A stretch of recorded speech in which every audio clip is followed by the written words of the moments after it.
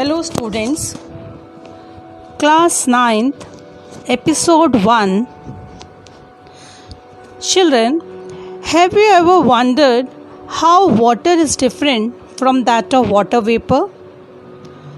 Or what is the difference between ice and water? Yes, you are absolutely right. The difference lies in their physical state only. Ice is in solid state, water is in liquid state, and water vapor is in gaseous state. But chemically, all these three are same and can be represented by a common molecular formula called as H2O. So children, today we will learn about physical and chemical changes.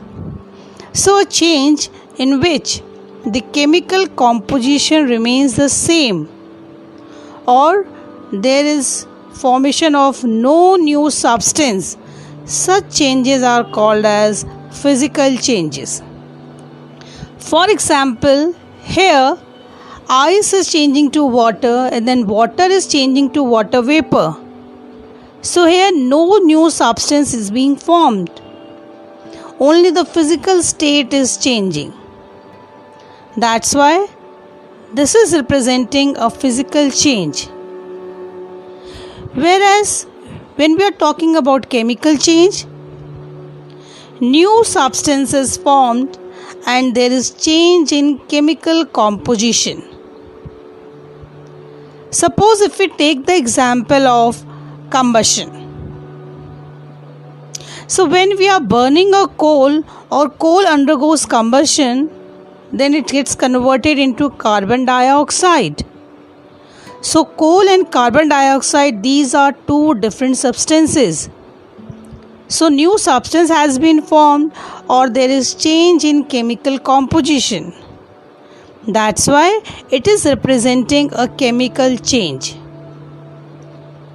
So children, in this way we can classify any change as physical or chemical change depending on whether the new substance has been formed during that particular change or the chemical composition remains the same.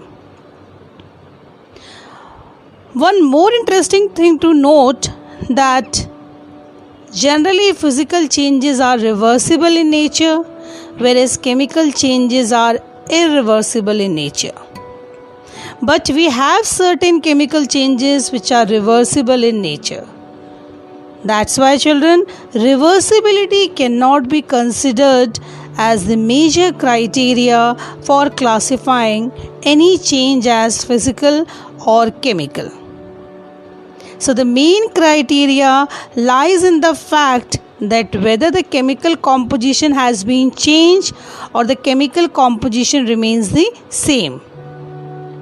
So if we are getting a new product, new substance after that particular change, then only it will be considered as a chemical change, otherwise it will be a physical change.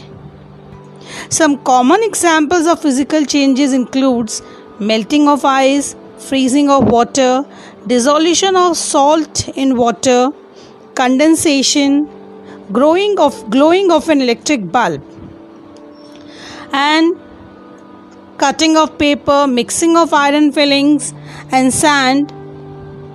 These are the examples of physical changes.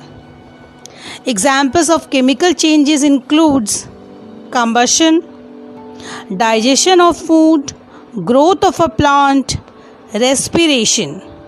So these are the changes in which we are getting a new substance. That's why they can be classified as chemical changes.